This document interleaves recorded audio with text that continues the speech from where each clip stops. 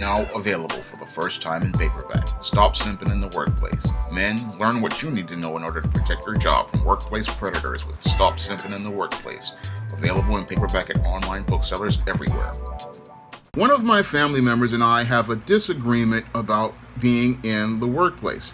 Now, my family member believes that you need to be comfortable with the people in a workplace, like your coworkers and your bosses. However, I believe that a person needs to be uncomfortable in a workplace in order to really be effective. Now, some people want to be warm and fuzzy and friendly on a job, and others want it to be like a family.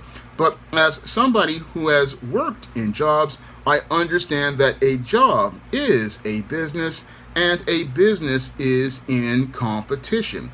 And if you are in competition, you can't afford to be comfortable with anyone, including your bosses and your coworkers.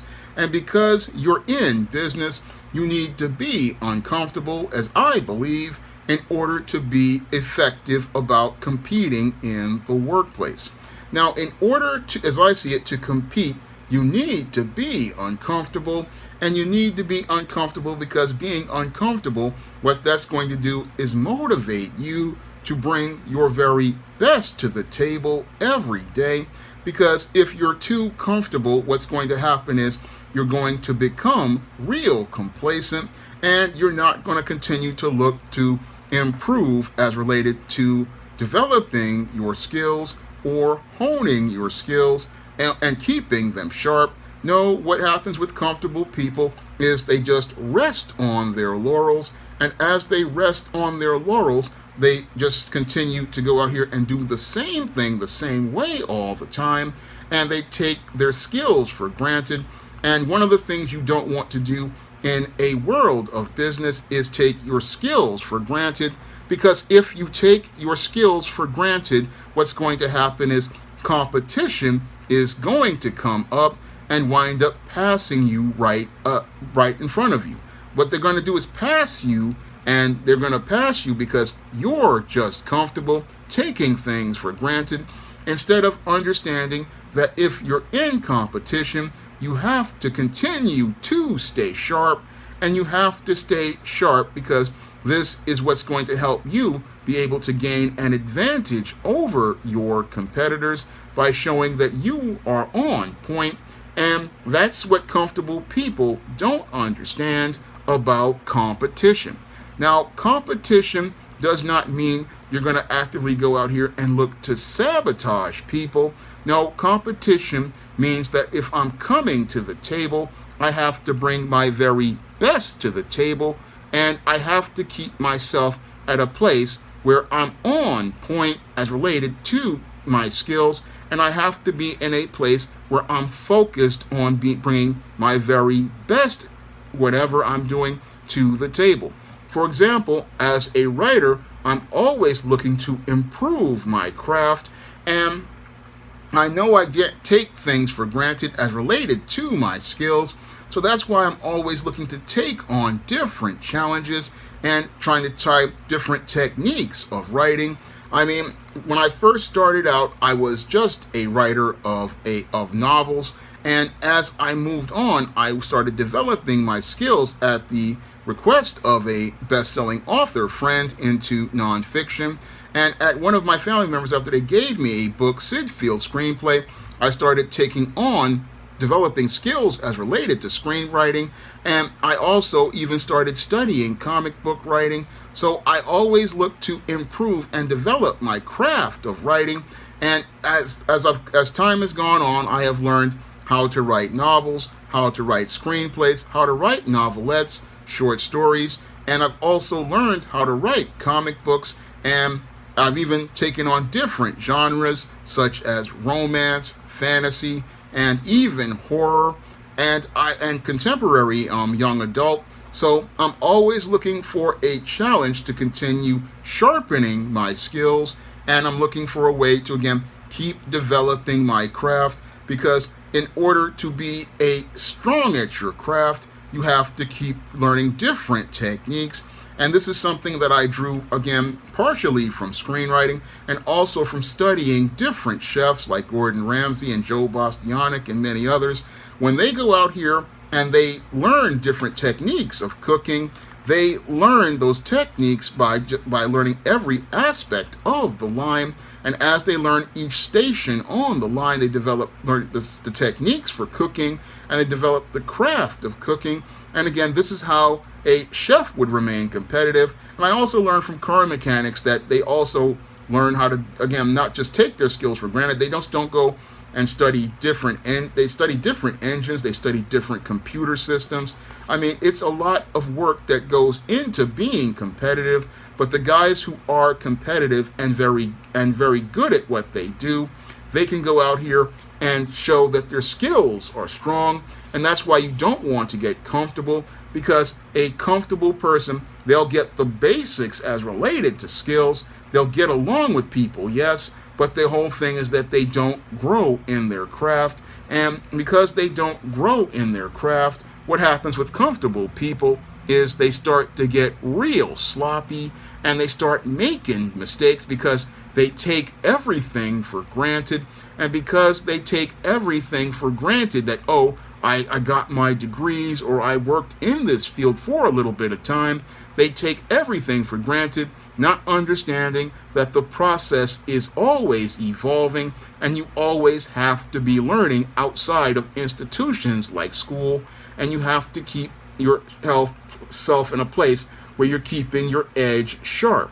That is something comfortable people don't understand, because comfortable people, again, they want to get to a spot and nest, but I don't want to get to a spot and nest. No, I want to go out here and compete and, again, be a master of a craft. And again, a master is always constantly honing their skills and keeping themselves sharp, and they understand a little discomfort is good, because a little discomfort leads to a lot of growth. And when you are uncomfortable, you have motivation to go out here and try to improve. When you are uncomfortable, you are motivated to go out here and look to do better. When you're uncomfortable, you're motivated to go out here and try a lot harder. When you're uncomfortable, you start to look to want to go out here and work to be better. That is all a part of discomfort. Discomfort is what motivates people to work to improve themselves. Discomfort is what motivates people to work to go out here and work harder towards getting to a better place. Discomfort is what makes a person look to maintain a level of high standards, and discomfort is what leads to a person looking to be highly professional. Whereas if a person becomes too comfortable with people, what they do is they start going out here and breaking boundaries that they should not do in the workplace. What happens with comfortable people is they start going out here and breaking unwritten and written social rules.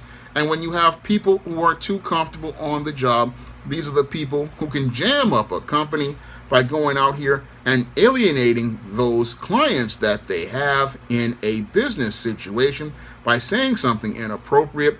These are the kind of people who go out here and talk too much and leak information that does not need to be disclosed. And these are the kind of people who can go out here and get into it with women on the job and go out here and have your company on the brink as related to a sexual harassment lawsuit.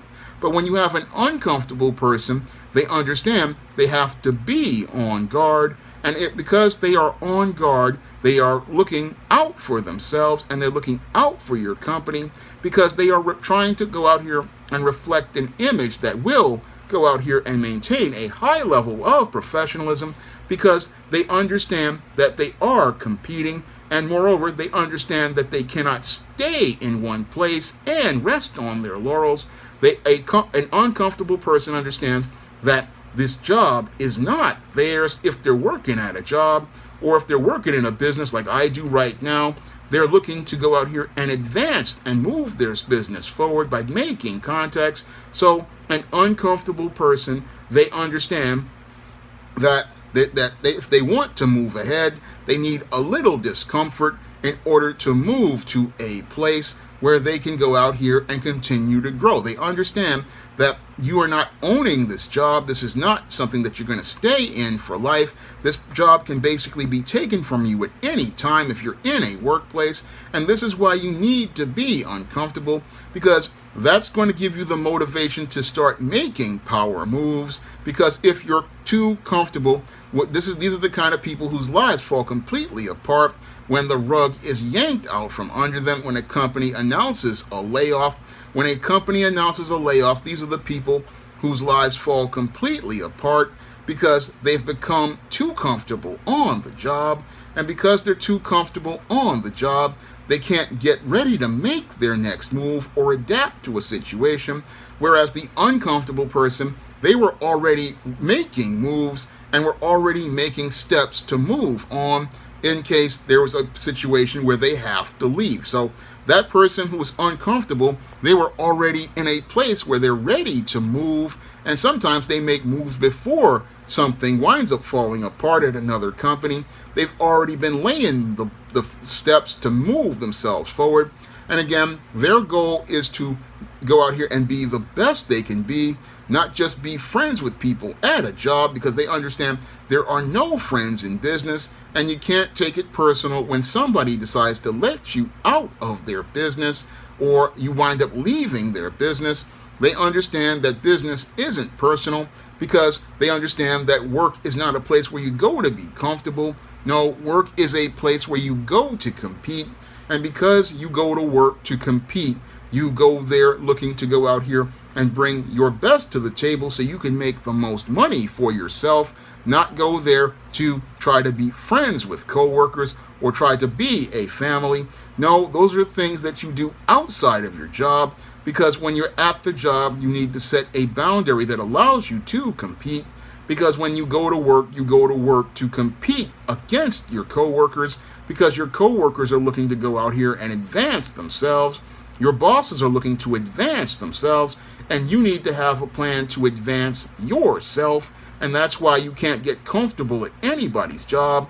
And that's why nobody should be sitting there talking about, we're going to be friends, we're going to be family. But what happens is that friends and family want you to go out here and push past boundaries that you can't on a job. They want you to do favors that you can't do on a job. And if you do that at a job, what it's going to do is jam you up.